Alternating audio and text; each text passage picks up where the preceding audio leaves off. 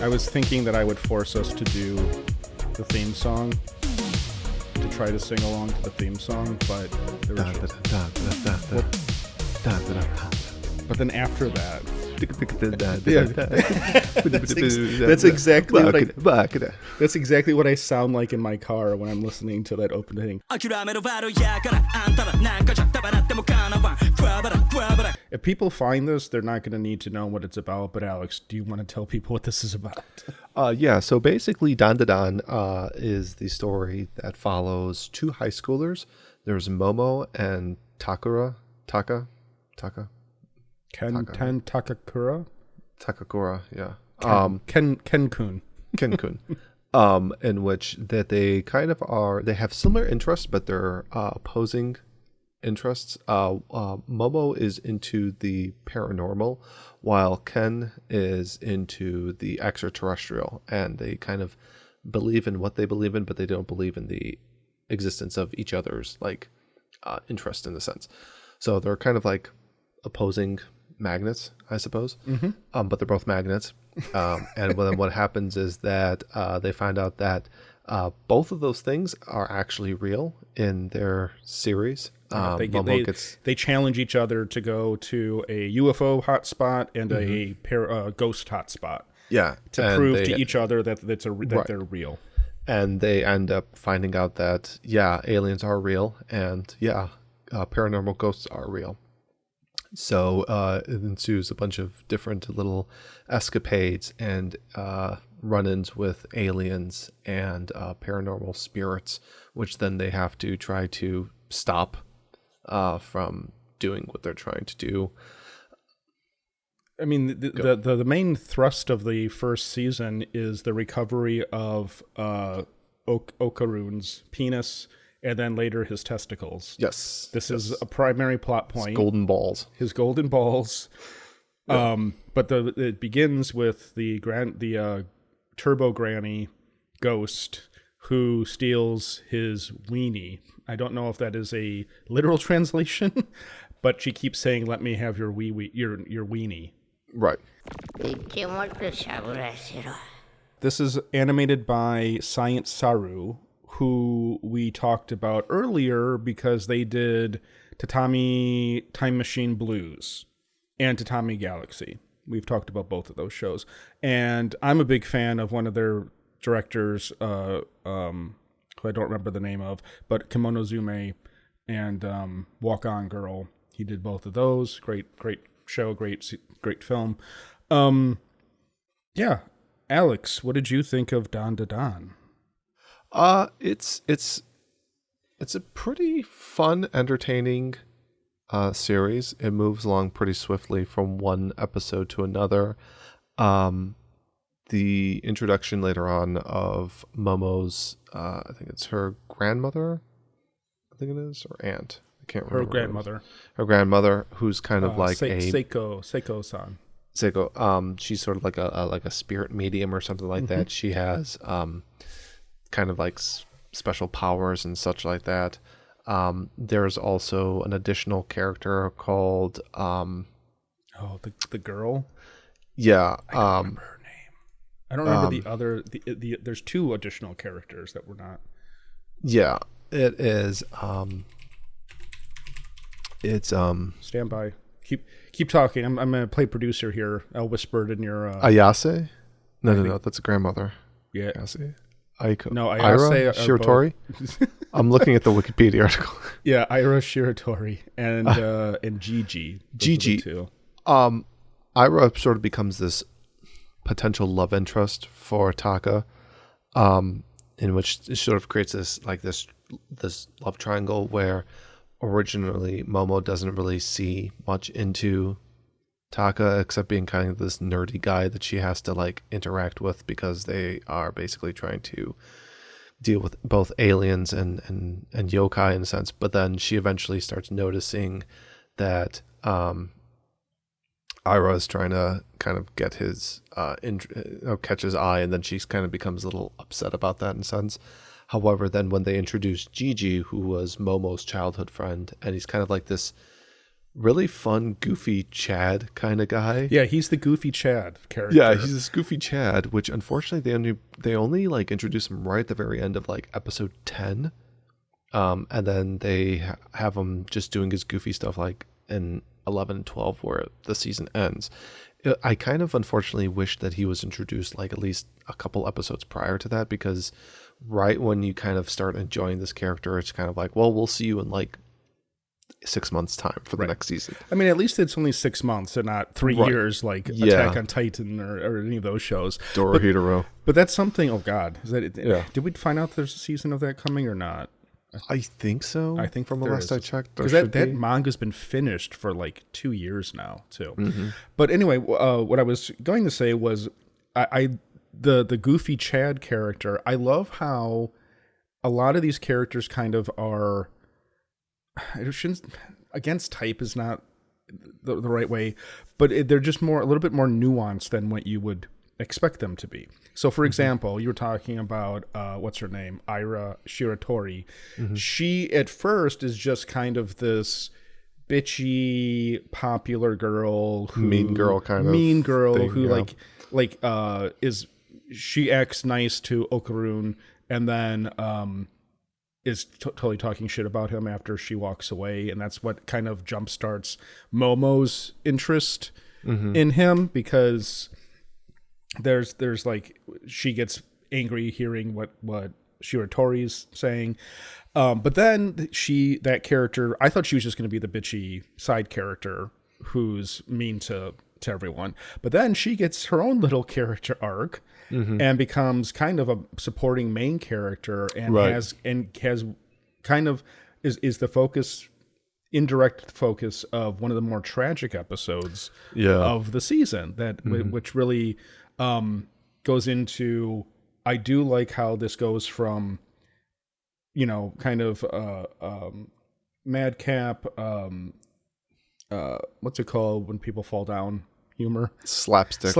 It's like slapstick humor, and then you get into tragedy and very emotional episode 7. Yes, but it does kind of it doesn't feel abrupt. Like it segues into it very smoothly and then comes back out of it very smoothly. It doesn't feel like a tonally disconnected turn of events. Right, you're not hitting a brick wall with this thing. It's more like, oh, there's a brick wall, but then there's a tunnel through the wall and stuff like that. So. Right. It's not overwhelming, but it's not. But it's thoughtful and sensitive and kind-hearted, I guess. It's just like it's well done, bringing true emotions to the characters and to the things that happen.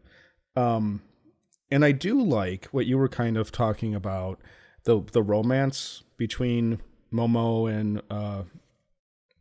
Okarun is her pet name for him. Yeah. But I think Ken Takakura is his actual name. Mm-hmm. But they I like their little romance where they're kind of, there's an episode where they're trying to find each other for lunch and they keep missing each other. Mm-hmm. And it's like cute little stuff like that of this like budding high school relationship. I thought it was cute. 自分はてっきり綾瀬さんに避けられてるかと。それ、うちが思ってたことだから。As with most Science Saru stuff, there's a healthy dose of fan service. Oh, absolutely. Absolutely. Especially in the first couple of episodes. Oh, yes, the alien, the probe scene. Yes, the probe scene. I mean, Momo definitely has joined the upper echelon of waifu possibilities. Honestly, I think after having watched only just like the first 12 episodes, I think she's definitely made a massive impact on my top 5. Your top 5 waifus? I think she's taken the number 2 spot, possibly. I'd have to go back to that episode and find out what the rankings were. Mm-hmm. But I definitely, I'll put it this way. I don't buy figures anymore. I don't display figures anymore. Mostly because as a single person, I think on some level, bringing a woman home to a bunch of action figures is not a great move. But I might be wrong. I feel like things have changed. Have changed in the dating landscape. I feel like maybe it's a little bit more. People would give it more of an eyebrow raising look towards like anime figure collections, like display cases. Like we've all seen like online, like you have the glass case and you have the lighting and stuff. But at the same time, it's like here in the West, what a lot of people do, which we also have seen, is that they just build like floor to ceiling walls of Funko Pops. So, I mean, all this stuff turns me off. Like I wouldn't be into it, but I and it's funny we're talking about this because I was at the mall today, as I told you. I was yes, going, you did. Yes, I was needed to get out of the house and have a walk, and I was like, oh, I'll just go hang out at the mall. Like you've got several in your like area, especially the outdoor one is very nice during the summertime. Like a 16-year-old hanging out at the mall. But I was at FYE. And they were closing down, and so I walked in and I thought, oh, I want to see it because it's all these places are all just anime toys now. Yeah. So I was like, oh, I wonder if there's any Dandadan toys in there. They did not have anything from Dandadan, but they did have a bunch of Anya Forger toys from Spy Family. And I was looking at these figures thinking, how horrific would it be for a woman to walk into a guy's house and he has a bunch of anime figurines, not just anime figurines, but 6-year-old girl anime chibi looking type of stuff. like, oh yeah, this is this is great, honey. You should watch. No, seriously, you should watch Spy Family. And the girl's like, what? Just don't kill me, please. I'm gonna go home now. Because I was picturing, because there was like 4 or 5, and they were like 40% off. And I like Spy Family. Spy Family is really fun. And Anya's a very cute character on the show. But I was picturing walking up to the front, to the checkout, with 4 of these boxes of Anya figures. And making people feel very uncomfortable. But anyhow, all of that was a segue. Was me trying to say that I was looking at buying a Momo action figure. Right. I would definitely be buying. I'd ask him, excuse me, sir, do you have baskets here? I'm going to need a basket. I need to pause for 1 second. Sorry. She's a really, it's a really great character design. I actually like her. Oh, wait. I have to pause for Nicholas. Sorry. Okay. That's okay. Bye. Nice. 何が? Tama? I think I found your birthday present. Oh, yeah? Oh. This is a figure. I mean, like a statue. But here's the figure. She's very posable. Okay, we're talking. Okay, that's usually, yeah. Are you okay? I'm fine. Okay. You seem a little distracted. Just a little. Yeah. So great characters. It felt to me like a lot of. This was sort of a reminder of what makes anime great. Make anime great again. Great. Because what I mean is that it's kind of exotic. I'll put it this way: it's Japanese, like a lot of Japanese mythology, Japanese like imagery. And their own yokai and stuff like that. Well, like and like their own version of like folklore and supernatural, and instead of it's like the ceiling papers and the torii gates and all of that kind of stuff. So it's very Japanese, which God forbid anime actually have Japan in it anymore. I feel like a lot of anime has gotten very Western. So there's that part of it, but there's also like it's got fun characters, a unique story.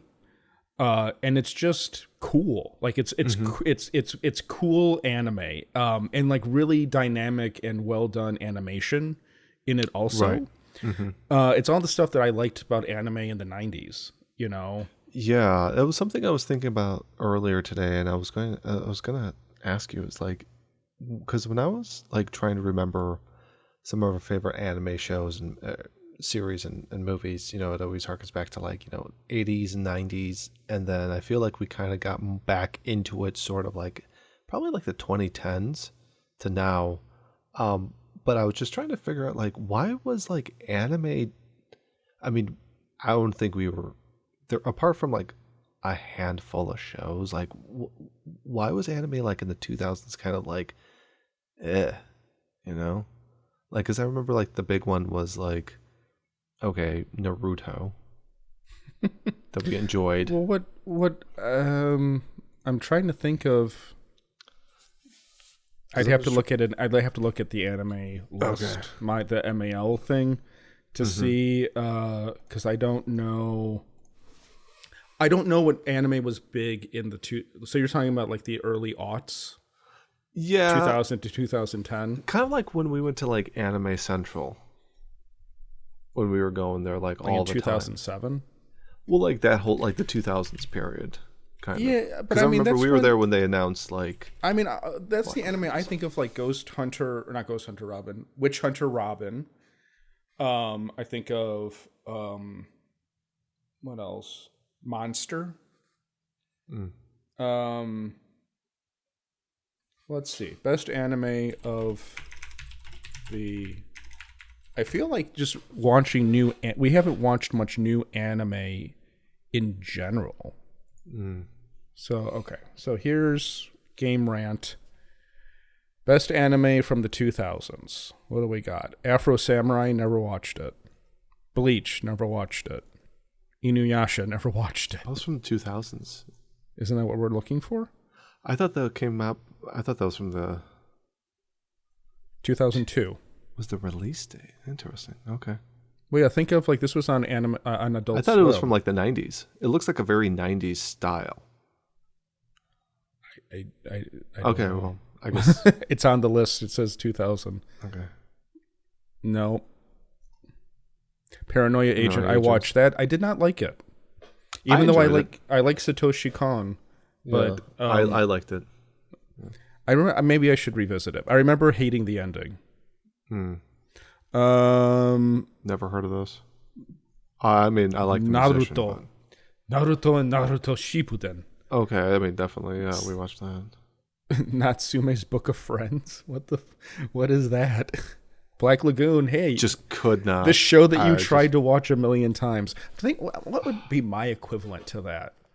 Shows that I've tried to watch and just could never get into. I think one that I can think of is Slayer or The Slayers. Oh, Slayers. Yeah. I've seen that. Yeah. You watched the whole thing? No. I've seen like the pictures of. I've watched like the first 4 episodes a dozen times and I've never made it past that. Okay. High School Host Club. This is like girl anime. Yeah. What's her name's sister? I remember when I was buying Christmas presents for her family, and she was like, "My sister really likes this." Host Club. I was like, "Okay, I will encourage young people to watch anime." So I think I bought some kind of bag or something. What? Okay, you have actually made a compelling argument. Bakuno. I've heard of Bakuno.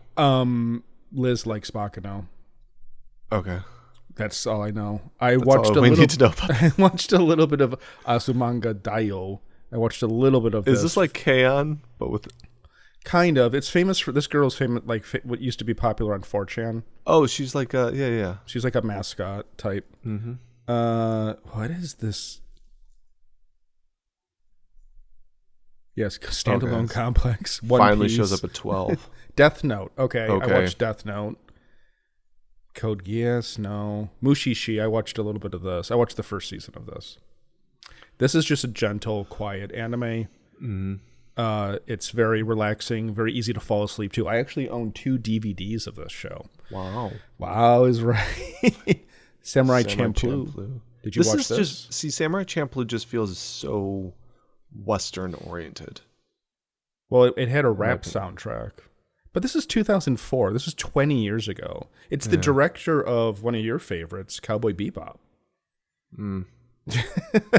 Did you ever watch Samurai Champloo? No. I mean, I would see it sometimes, like... It's decent. Yeah, like it would be on like maybe Adult Swim or something, or whatever. But like I never made an effort to check it out. I actually like Samurai Champloo more than Cowboy Bebop. I know this strains our friendship. The Stranger. But I was never a big fan of Cowboy Bebop. I know you've never really cared for Cowboy Bebop. Gintama? I've heard of Gintama. Clannad After Story. Yeah, I don't... Yeah, Monster. This show's great. Gurren Lagann. Hey, it's your boy. Gurren It's your Lagann. boy. All right. It's one of your favorite anime ever, and you didn't know what year it came out. Because I'm watching all this stuff like years down the road, but I Gotcha. was like trying to think of like maybe around that time period. I was okay. Well, it's Full Metal Alchemist. Never mind. So there you go. There's what was going on. Well, like when did Serial Experiments Lain come out? Was that like 99? 99 or 2000 maybe. If it came out in 2000 and it's not on this list, then that's like incredibly offensive. 98. Oh, okay, so that's fine. Yeah, Maybe because they were already out of that like recession at that point, so they're like, oh, time for us to start making anime again. Black Butler, Hellsing, Fooly Cooley came out in 2000. Fooly Cooley. Well, see, 2000. That's too early. That's that weird, that transitional year. transitional year. Yeah, where you're like, it looks like it's something from the 2000s, but like, it's too damn good to be grouped in with this group. Right. Welcome to the NHK. I've tried to watch that before. I've never been able to. Maybe that time I was just kind of like not really watching anime or something. So Boogie Pop Phantom was 2000. So again, it was right on the cusp. Boogie Pop Phantom looks very weird. Yeah, I don't know how old this is. Yeah, it's transitional year. Transitional, yeah. I get what you're doing. You're doing this overlap between the 90s and the new century. I got you. Yeah. Your hand motion made sense. I've got others. Anyhow, yeah. So like I was watching stuff like Death Note, Boogie Pop, whatever, Standalone Complex. This was right when we were like finishing school and, becoming adults. Yeah, some of us more than others. Yeah. So let's see. Great music, great animation quality, Episode 7. super fun shonen anime, knows when to take a dive into depressing storytelling, but it doesn't wallow in it. It does it and then it moves on and keeps going. Good fan service. Yeah, the aliens were I like the alien, kind of like the spirits, like yokai, I guess you would call them. The yokai and the aliens have a very interesting design to them and such like that. Like these creepy, like, man-child boys. Alex, how many pots of gold would you give the anime of 2024? I would say. I didn't watch any other anime, but the best anime of 2024. Yeah, apart from like watching maybe Totoro a couple more times and Kiki's Delivery Service. I mean anime that was released, new anime. Oh, brand new anime. Oh, yeah. That's you can't pick the best film of 2024 as a film that was released in 1968. Yes, I can. I will give this so far. I will give this one. I'll give it 3.5 stars. Damn, that's what I was going to say. Although I thought I watched Psalm 100 too. That was released this year. 2024. I think so. I don't know. Is that okay? You have Netflix, so you like kind of stumble into different stuff more than I do. I kind of have to make it deliberate. And then they also have Card Captor Sakura, and I'm just like, oof. Speaking of inappropriate anime for adult men to watch. Or Dress Up As. Nope, Zom 100 was released in 2023. Oh, shit. Okay. Like right at the end? Bucket List of the Dead. Is that what it's called? Yeah. It was... the anime was started in July of 2023. Okay. And finished December of 2023. So you're a year out of date. That's why. Okay. So sorry, really quick. I forgot I was going to say this. No, I did not get to watch Summertime Rendering yet again. Like I keep on saying, oh, I'll do that at the end of summer. No, I'm. Never mind. I think I had something I was gonna say, and I've completely About forgot what it was. December of 2023. Yeah, I don't remember. Anyhow, you were saying 3.5 pots of gold for. Yes, sir. Yes. I'm surprised because it's aggressively high for you. Usually you're much more conservative with your ratings. I'd like to be aggressive on Momo. By taking her out to a very fancy dinner, maybe some tea afterwards, some cake. Like girls like cake. You're going to do the Keon technique? Yes. Yes, Tea that's and how cake. you wine and dine. When the lady is not made for the nutty sexes, you need to wine and dine them. Like a gentleman. How old is Momo? She's got to be like 16. Oh God, Ritsu's going to be upset at me. Well, Ritsu's way inappropriate. Momo. Yes. Momo age. Ooh. Are we all going to jail? Well, this says she is in her second year at Kami High, which suggests she is 16 or 17. Technicality, Your Honor. 17. I'll take it. I'll take it. It's legal in Chicago, in Illinois. But yeah, no, I agree with you. I think that Dandadan is a fun new addition to shonen anime that does a really great job with a pretty unique story. Also, I was going to ask you, so which side, if we're role playing as Momo and Okarun, which one are you? Are you believe in aliens more than ghosts, or ghosts more than aliens? I'd probably have to be Gigi. Just the goofy Chad character. The goofy Chad guy. I wish I was a Chad character. I kind of believe in both. Look at the face. I'm the like, face you made. I'm like, I kind of am both. I mean, we've got those things in New Jersey. Nobody has to explain. Nobody's explained yet. Oh, the drones? The drone things. That's what you're talking about? That's what your example of you think that those are aliens? It's got to be something, because it's like... They're drones. Well, what are the drones doing? They're looking for a nuclear warhead that they lost. Maybe I should just believe in the ghost then, because we're all going to become ghosts after this thing. And this isn't an original idea, but I'm okay with nuclear holocaust in my lifetime, because then you don't have to worry about missing out on anything after you're dead. Yeah, and we can all become Brotherhood of Steel. If everything gets wiped out, then it's not like the world I don't want everyone to have fun without me. This is like epic FOMO. This is worldwide universal FOMO of when I die, better things will be happening and I don't get to do them. So if people start nuking each other, I'm okay with that because I don't have to worry about missing anything then. You know what would be funny though is like when you're like burnt to a crisp and everything is a desolate wasteland around you and you're like clutching your smartphone and all of a sudden a message pops up and says that like it's from Xfinity and says thank you for your like payment for this month's like internet. It's just like, your credit card payment has been received. It's been received and cleared. I died without paying off my credit card bill. I'll take it.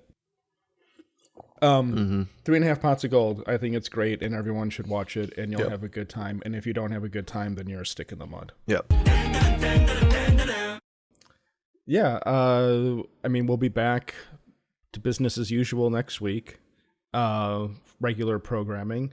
But before we end for the year, I did want to call out again Euclid and say thanks because he has been a major supporter this past year, and he actually left a comment the other day basically saying that, I think this might be an embellishment, but he said, like his best investment of time this year was listening to our show. Thank you. I don't even feel that when I'm listening to the episode, I'm just like, oh God, what a waste of time.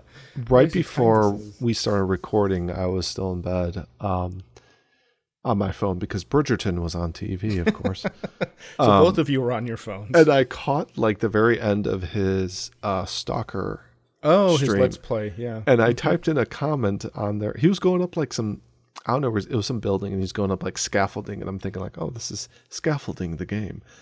And I typed in there going like, can you mod the guns in this game like you could in Tarkov? And I'm not certain if he kind of misunderstood what I was saying. Like, are there mods for the game, like the guns in the game, but like right. mod like, can I change out the like the barrel? Can I change out like the grip and stuff? Yeah. And like, so I was meaning like did Tarkov, he he replied to you? He responded. Yeah, he was talking. He's like, he's like, I'm not. It sounded like he was like, he was finishing up. So I think he was just kind of like trying to get, which I understand. I mean, I like how Alex asks weird, confusing questions on streams and flusters the poor host. I mean, you should see what I do with the hot tub girls. I mean, he did. I don't think he knew who you were because your username. No, I'm just saying though. I'm sure he didn't know who you were because your username is not your name. Your name. So. Name. Yeah. But I mean, I've watched some gameplay of Tarkov, and I kind of feel like the guns are somewhat similar to like the previous games, where it's just like if you find a gun, that's kind of what it is. Which I'm kind of like, it's current year, guys. We can kind of. So anyway, thank you, Euclid. Again. Yeah, thank you. Check out his channel. I know that we have like no subscribers, but if you happen to look at this video, go check out Euclid's channel and give him a subscription. I think he might have had like 100 people guy. watching or something like that. Yeah, I know. I mean, like he doesn't need us to tell people to go watch his channel. He's doing just fine. But anyway, yeah, and thanks to everyone who's I mean this. In terms of YouTube support, this has definitely been our biggest year thus far. Like way better than the first year we were doing YouTube stuff, which I think we got like 20s. I actually had. I was about to say like when, like 2001. I think we had no. I thought you said I didn't until you said YouTube. I was just like, you're like the first year we started doing this. Like no, our original episode, our audio stuff was different. It was much more. But I think, can I look at my email? I can. Ooh. Sorry. We got 35 new subscribers this year. Thank you, friends. 11,000 views, almost 12,000 views. You know what's weird? We only did 38 uploads this year, which is significantly less than once a month or once a week. Was this a season where we went like all segments? Yeah, but we were doing a segment each week. I don't understand how we missed. It just seems way too low. I don't know. Were there a few where we like recorded something but never uploaded? Because you were kind of going through like an edit, going there were definitely a few weeks that we skipped a week for various reasons, but this is what, 14 weeks? 14 skipped episodes? That seems way too high. This is a pretty generous wrestling promotion. How do I get a gig with this company? Our top video of the year. Oh God, this is depressing. Top video of the year with 87 hours watched. Guess what it was? Year in review. It was the first video of the. Basically, it was the Pornhub video, which will probably be the next episode. United States top relative searches. Oh, it's what that's a true Christmas miracle every year. But I love how it's been downhill since January 1st of last year. It's just been oh, that's depressing. I'm gonna go cry now. Where's the whiskey? Where's the whiskey? I don't have any booze at home. Well, I've got like a couple cans of beer, but I've been slamming back the 7-Up Shirley Temples. Fantastic. That's nice. That's good. I got a bunch of whiskey for Christmas because my family is enabling my alcoholism. Good. I was saying... Sorry, go on. What did you end up getting for Christmas? Booze. I got a Glenfiddich 14 from Colin. That's booze. That's booze. That's booze. I got an angel's envy, not angel's tears. What was Just angel's envy. uh-huh. Triple oak, something like that. Wow. And then I got it's called flat. I think it was called Flat Nose. Is a blended Scotch. I don't think it had an age statement on it though, but it was pretty good. It was it was just it was a blended Scotch. I've been actually really into blended Scotches these days. I don't know why. Price point. I think it's because I've had a price point to a certain extent. There's pretty expensive blends I've noticed for some reason, like Johnny Walker. Like a Johnny Walker 12 is, or Johnny Walker Black Label is almost $40 now, which I think is a little much. I remember when that was like $25. Anyhow, whiskey's gotten expensive and rare. Like Springbank 10-year-old used to be at Binny's all the time, and now it's like there was like I think that was like a $65 bottle, maybe $70 bottle, so pricey. But now it's like $150. Are they keeping it behind glass or just on the shelf? It's not even at Binny's anymore. Oh, it's become a super rare bottle, and when you do find it, they're charging double retail for it. So I mean, I'm glad that we were into Scotch when we were, because we got to try a lot of bottles that were reasonably priced. Now, like Ardbeg Ugadal is like $100, and the 10-year-old is like 75 or 80. And these are all bottles that were between $50 and $65, which was like the sweet spot. Is there a reason for it? Is it like the barrels or kind of supply and demand? Oh, okay. One weird thing is that, and I think that one of the problems was COVID halted production on a lot of stuff. Oh, okay.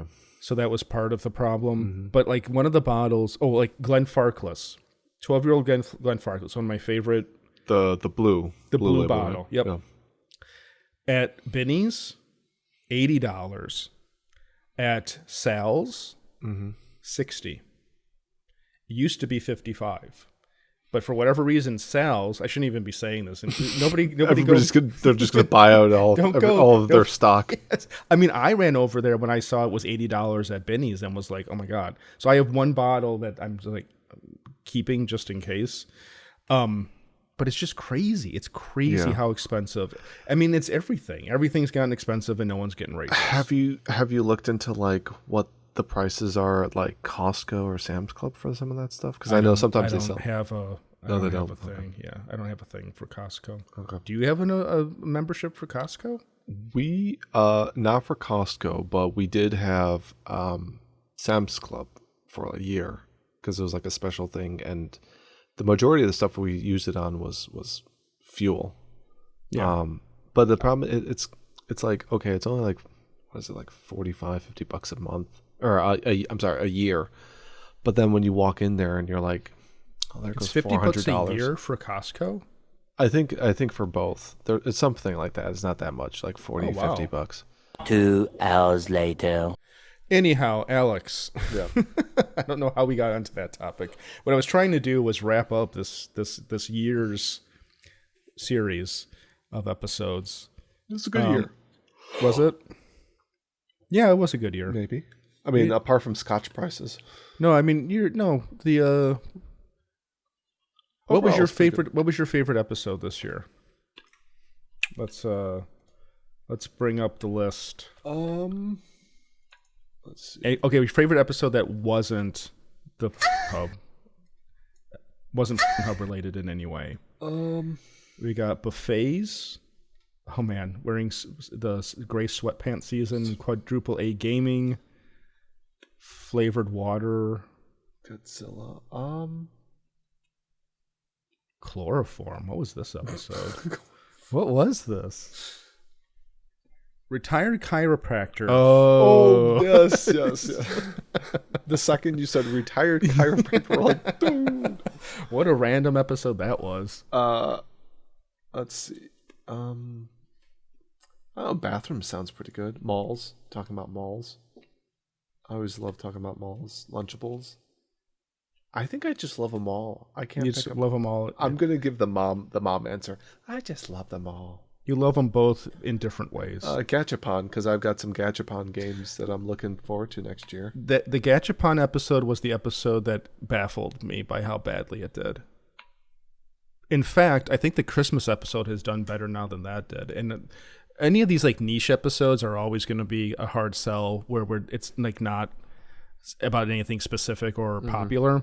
So like the Christmas episode stuff we always just do for our own amusement. Yeah. I like making them. You like making them. You like telling your story at the end. Yeah, I like. it's a tradition. I just like the festive nature of it. So Yeah, it's lots like of lights. I don't care about how many views that stuff gets. Yeah. But the Gachapon episode was like a real topic. Yeah, I would have thought That we was got relevant. some of the weebs coming on here, And it was a funny episode. When Yeah. I found out that there's butt physics in the game, that you... Are you kidding me? No. And they have special attack power-ups and stuff once you build like a certain burst limit. I have heard also.